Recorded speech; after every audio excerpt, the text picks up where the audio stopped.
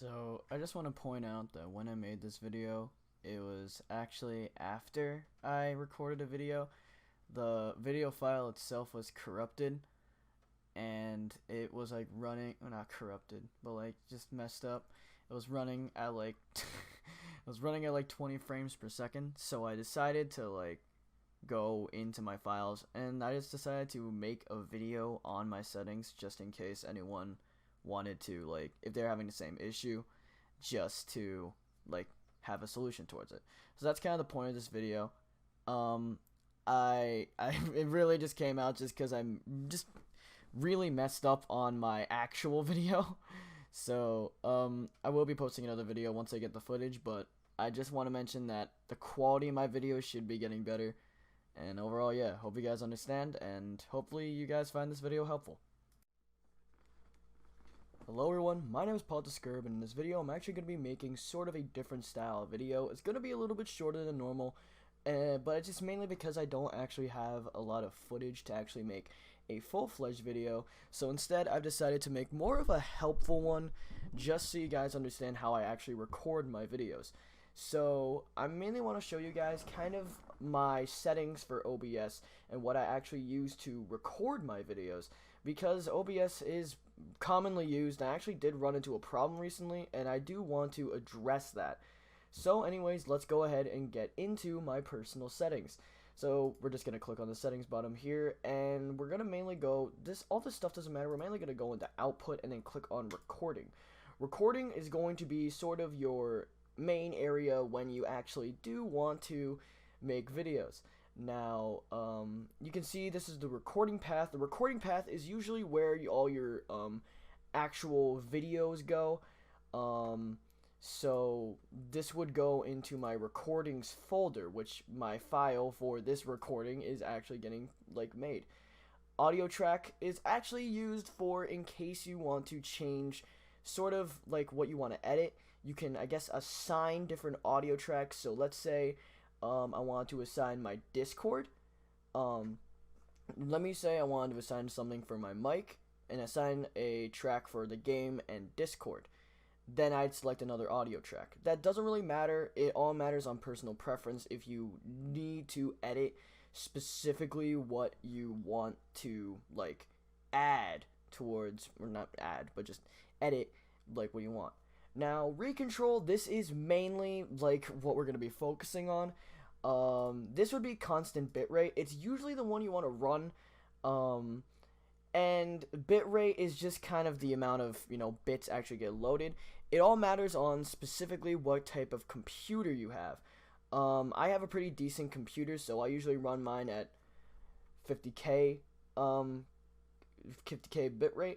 But it really doesn't matter. You could probably go for around maybe 25K, just whatever the standard one is. You can probably look more into that, since I don't really know. Your CPU usage, it all really matters on how powerful your CPU is. If you don't really have too much of a powerful computer, maybe you want to run something like maybe faster or fast.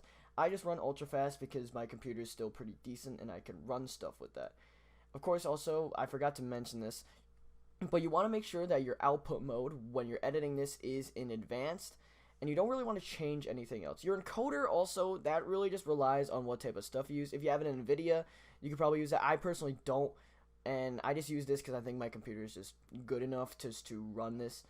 Your audio, it really, like, all you really have to set up usually in your audio is usually just what your sound comes from, what sound you want. So I have a HyperX headset, so that's usually where my desktop audio comes from, and the mic I use is a Blue Snowball, so that's what I usually have set as my microphone. It doesn't really matter what else is really set up. You can look up, I guess, the sample rate of like what your headset is. This one's just mine. And now here is your video. This one's a little bit more important, I guess, because this is how your video will be scaled at. You mainly want to run it 920 by 1080 for both of them, mainly because that is what you are going to like have your video scaled at, so you can have HD quality. You also want to make sure that if you want a solid 60 frames per second on your recording, you have to make sure that your common FPS values is set to 60, so then it actually records to 60. There's nothing else really matters. You can probably look at other videos and stuff to see what you need in like other stuff. Hotkeys, this is all personal stuff. I don't have any hotkeys really set up, mainly because I don't like stream.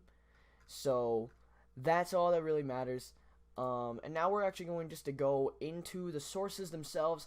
And I do want to address this because there's not really a lot of videos that actually address this. But this really like counts towards the quality of your video.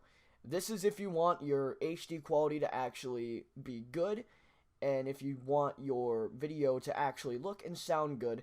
And this is all reliant on sources. You can see I actually have a bunch of different games already set up, and I have my desktop set up just so I can record this. But these are all based on specific captures. Now, the reason why I have multiple sources on, this actually requires you to know what type of screen or resolution you have on your games. Commonly seen in games, you'll have different settings as windowed, borderless, and full screen. Your sources are mainly going to be used, if you want to use it for a specific game, this would mainly be required if you play your games on full screen. That's what really, like, this requires. You don't need to do this if you normally play on Windows borderless. I mean, if you have, like, multi-monitor setup, you probably do play on Windows borderless, just so you can go through each monitor. But that is really, like, that's what all the sources are for. If you don't really know how to do a source, it's really simple. You really just click on a plus. I guess we're going to go into the properties of, let's say, Smite. And what you would do is you click on your mode and capture a specific window.